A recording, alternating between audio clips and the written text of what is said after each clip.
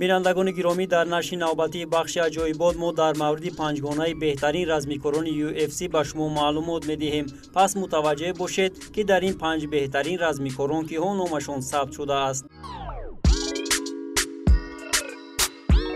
در موقع پنجم بخش قرار دارد ورزشگر آمریکایی محاربه‌های آمیخته کامارو عثمان. کامارو عثمان 11 می سال 1987 در بنین سیتی نیگریا تولد شده است. در سن 8 سالگی او و والدانش با اقامت دائمی به ایالات متحده آمریکا سفر نمودند. هنگام تحصیل در مکتب میانه در مسابقه‌های گوناگون مکتب شرکت می‌ورزید و سزاوار جای‌های نمایان می‌گردید. بعد ختم مکتب میانه به دانشگاه داخل شده مبارزه را در مسابقه‌های دانشجویان ادامه می‌داد. سال 2010 قهرمان دیویزیون دوم اساسیاسیون ملی ورزشی دانشگاه‌ها شد.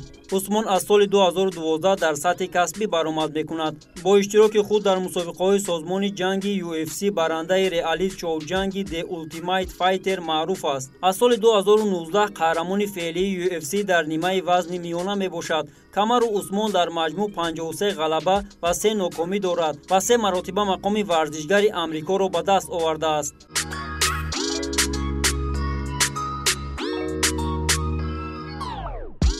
در زینه چهارم بخش عجایبات ورزشگر آمریکایی محاربه‌های آمیخته استیپن میوچیچ قرار دارد. استیپن میوچیچ 19 آگوست سال 1982 در ایالات متحده آمریکا در شهر یوکلید اوگایو تولد و به وای رسیده است. پدر و مادر او زادگان خرواتیا میباشند. وقتی که استیپن هنوز کودک بود، والدان او از هم جدا شدند. استیپن از ماه می سال 2016 تا ماه ایول سال 2018 قهرمان وزنین UFC بود. اولین و یگانه مبارز UFC در تاریخ که عنوان وزنین را 3 مرتبه پای در پای حمایت کرد. 16 آگوست سال 2020 عنوان UFC را در مبارزه سومش با دانیل کرمی حمایت کرده و از جانب سردار تشکیلات دانا وایت همچون بهترین مبارز وزنین در تاریخ UFC آواز داده شد.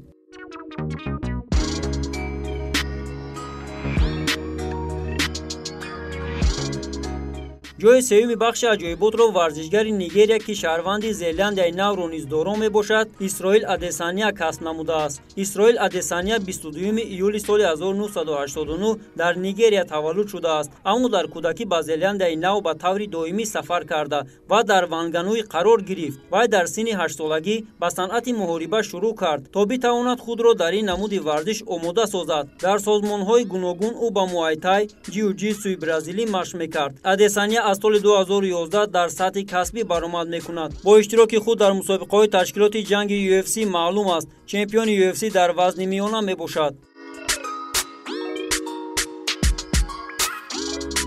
موقع دوم بخش عجایبات را ورزشگر آمریکایی محاربه‌های آمیخته جان جونز اشغال نموده است. جان جونز 19 ایول سال 1987 در ایالات متحده آمریکا در شهر نیویورک به دنیا آمده است. او یک مبارز صنعت محاربه‌های آمیخته آمریکا میباشد که تحت سرپرستی تشکیلات UFC در بخش وزنین و میانه برآمد میکند. در طول تمام کاریرای کسبی خود جونز تنها یک باخت را از سر گذرانیده که در نتیجه از ضربه‌های منع شده استفاده برد و در آن مسابقه باخت اول خود را در کاریرای خود دید. از جانب اجنسی‌های گوناگون اطلاعاتی و وبسایت‌های ورزشی بهترین مبارز جهان در وزن سبک بها داده شد. از سنه 30 مارس سال 2020 جان جونز سطر اول ریتینگ رسمی UFC در بین بهترین مبارزان را نوبسته از کاتگوری وزن پاوند فور پاوند اشغال میکرد. بعد از غالبیت نماینده روسیه حبیب نورماگомедов او را به جای دوم جدول برد.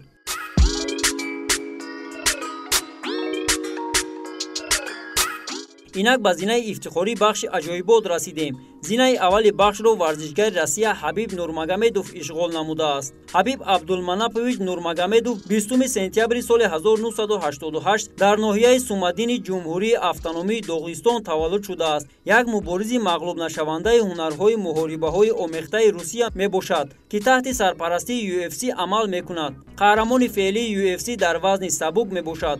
از 27 اکتبر سال 2020 آن سطر اول ریتینگ رسمی UFC در بین بهترین رزمندگان وابسته از کاتگوری وزن پاوند فور پاوند اشغال میکند. نورماگомедов را هم در وزن سبک و هم در رویخط بهترین مبارزان وابسته از کاتگوری وزن در جای اول قرار میدهند. حبیب نورماگомедov قهرمان روسیه در سامبوی محاربه 2009، қаҳрамони аврупо оид ба ҷанги тамбатан, қаҳрамони аврупо дар панкратион, қаҳрамони ҷаҳон оид ба греплинг соли 2012 мебошад.